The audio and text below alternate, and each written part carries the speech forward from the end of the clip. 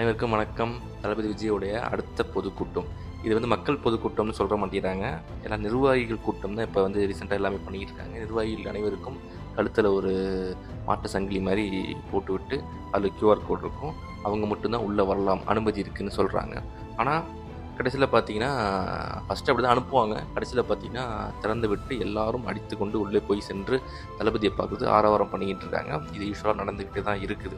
இவ்வளோ நாட்களாக 12 மணிக்கு, அதாவது மொட்டை வெயிலில் சாவுனா நாய்களா அப்படிங்கிற மாதிரி மாநாடையும் பொதுக்கூட்டையும் போட்டுட்டு இருந்த தாவேக்கா பல கிரிட்டிசிசம், பல பேர் கழுவி ஊற்றி போன டைம் ஒருத்தன் மயங்கி விழுந்துட்டாங்க.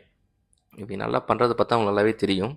ஒரு இன்சிடென்ட் நடக்கும், அதுக்கப்புறம் எல்லாத்தையும் மாற்றிடுவாங்க. அதே மாதிரி போன டைம் மயங்கி விழுந்து இறந்து போனதுனால பல பேர் சொன்னதுனால இது மாதிரி பிரச்சனை ஆகிடக்கூடாது அப்படின்னு சொல்லி இந்த வாட்டி பந்தல் போட்டுருக்காங்க. பந்தல் போட்டு மறுபடியும் அந்த எரும மாட்டு வேன் இருக்கு இல்லையா, அந்த வேனை கொண்டு போய் நடுவில் சொருவி விஜய் அவர்கள் அது மேலே ஏறி